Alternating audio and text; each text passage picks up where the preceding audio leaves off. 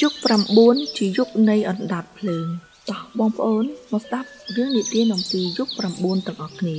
យុគមួយនៅភូមិតូចមួយនៅជិតឆ្នេរសមុទ្រមានខ្យល់ត្រជាក់បំផុតហើយមានខ្មៅព្រើរំកិលលើផ្ទៃដីធម្មជាតិយុគ9ជាក្មេងប្រុសដែលមានអាយុ15ឆ្នាំនិងមានកាភ្នែកភ្លឺថ្លា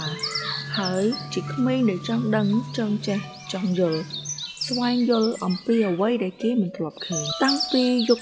9បានស្ដាប់រឿងរ៉ាវអំពីសមុទ្រគ្រោះថ្នាក់សមុទ្រដែលគេនិយាយថាគ្មានអ្នកណាអាចឈ្នះបានក្នុងនោះយុគ9ក៏មានចម្ងល់ក្នុងចិត្តមួយថាតើវាពិតជាគ្រោះថ្នាក់ឬមានអ្វីដែលមនុស្សកំពុងតែមើលរំលងយុគនោះគាត់មានអារម្មណ៍ភ័យផងរំភើបផងហើយក៏ចង់ដឹងចង់ឮដែលធ្វើឲ្យគាត់សម្រេចចិត្តចេញដំណើរនៅពេលដែលព្រះអាទិត្យរះឡើងនៅថ្ងៃស្អែកព្រះអាទិត្យចាប់ដើមរះឡើងបញ្ចេញពន្លឺនៅលើភូមិយុគ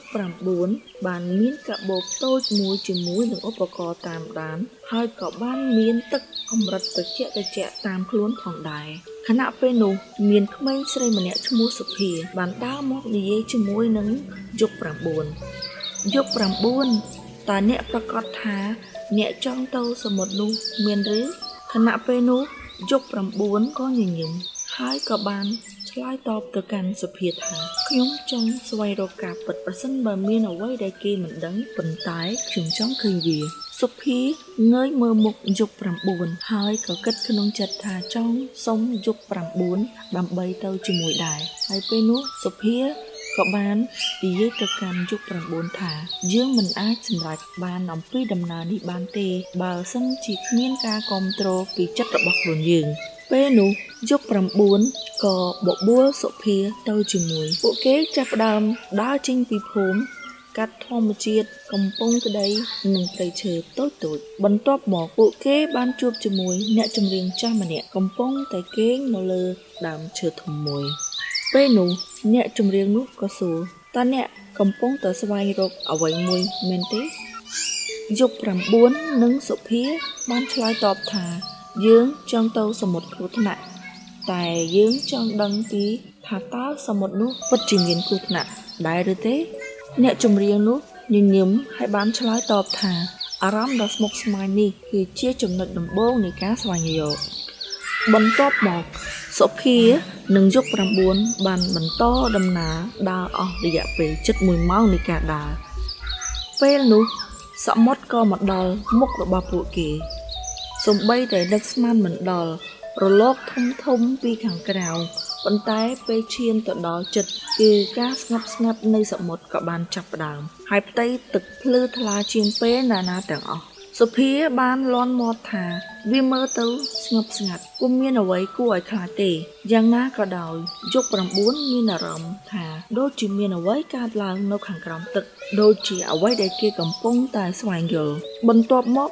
ពួកគេក៏បានធ្វើដំណើរចូលទៅក្នុងសមុទ្រយុគ9លាន់មាត់ថាទឹកមិនត្រជាក់ប៉ុន្មានទេប៉ុន្តែវាដូចជាមានកម្លាំងរលោងដែលទាញឲ្យយើងទៅជាបន្តបន្ទាប់មកសមុទ្រក៏បានសួរយុគ9ថាតើអ្នកកំពុងតែស្វែងរកអ្វីយុគ9ក៏បានឆ្លើយថាខ្ញុំចង់ដឹងអំពីការពិតតើវាគឺជាការភ័យខ្លាចឬគឺជាស្ថានភាពដ៏អស្ចារ្យដែលមនុស្សមិនទាន់បានយល់ពីវាសមុទ្របានឆ្លើយតបយ៉ាងសំឡេងធ្ងន់ធ្ងរនិងស្ងប់ស្ងាត់អ្នកមិនអាចឈ្នះការពិតដោយការភ័យខ្លាចនោះទេតែអ្នកអាចស្វែងរកវាដោយក្តីសង្ឃឹមនិងចិត្តរឹងមាំរបស់អ្នកពេលនោះសមុទ្រក៏បានបង្ហាញរូបភាពនៃអារម្មណ៍ភ័យខ្លាចដែលធ្វើឲ្យយុគ9នឹកឃើញអំពីជំងឺចិត្តរបស់ខ្លួនឯងដែលស្ថិតនៅក្នុងរូបរាងដូចជាមួយនឹងសត្វចម្លែកនិងពន្លឺដែលលោតចេញពីចិត្តរបស់យុគ9សុភាបាននិយាយថាជាកម្លាំងចិត្តយុទ្ធសាស្ត្រនិងក្តីសង្ឃឹមរួមគ្នាអាចផ្លាស់ប្ដូរអ្វីៗបានច្រើនគ្រាន់តែសុភានិយាយចប់ទឹករលកបានបក់យុគ9បន្តទៅខាងក្រោមដែលធ្វើឲ្យគាត់នឹកឃើញអំពីតម្លៃនៃមនុស្សជុំវិញខ្លួនគាត់មិត្តភ័ក្តិគ្រួសារនិងព្រឹត្តិការណ៍សំខាន់ៗក្នុងជីវិតគាត់សុភាក៏បានឆ្លៀតនិយាយថាផ្លូវស្វែងរកការពិតគឺមិនមែនត្រឹមតែការទៅឆ្ងាយប៉ុន្តែវាជាការដែលចូលទៅក្នុងចិត្តរបស់ខ្លួនឯងផងដែរយុគ9 ដើរកាន់តែជ្រៅហើយចិត្តរបស់គាត់កាន់តែស្ងប់ស្ងាត់ពេលនោះគាត់បានយល់ថាភាពភ័យខ្លាចមិនមែនជាគ្រោះថ្នាក់ទេវាជាវិធីសាស្ត្រសម្រាប់រៀនពីខ្លួនឯងពេលដែលគាត់ចាប់ផ្ដើមយល់និងដឹងអំពីភាពភ័យខ្លាចសុភានិងយុគ9បានបបួលគ្នាត្រឡប់ទៅភូមិវិញដោយជាមួយនឹងភាពរីករាយនិងការយល់ដឹងថ្មីៗពួកគេចែករំលែករឿងដែលបានស្វែងយល់អំពីសមុទ្រគ្រោះថ្នាក់មិនមែនជាគ្រោះថ្នាក់នោះទេប៉ុន្តែជាកន្លែងដែលពោរពេញទៅដោយការពិតនិងចិត្តដែលមានកម្លាំងសម្រាប់រឿងនេះយុគ9បានបង្ហាញឲ្យយើងដឹងថាការភ័យខ្លាចមិនមែនជាសេចក្តីចុងក្រោយវាគឺជាចំណុចដើម្បីចាប់ផ្ដើមការស្វែងរកការពិតមិនមែនត្រឹមតែទៅឆ្ងាយវាគឺជាការចូលទៅដល់ក្នុងខ្លួនរបស់យើងនិងចិត្តដែលរឹងមាំគឺជាជំនួយដ៏សំខាន់សម្រាប់ភាពជោគជ័យសម្រាប់ខ្លួនយើងបើបងប្អូនគិតថាវីដេអូនេះមានតម្លៃសូមជួយ Subscribe វីដេអូរបស់ខ្ញុំម្នាក់មួយផងចា៎សូមអរគុណ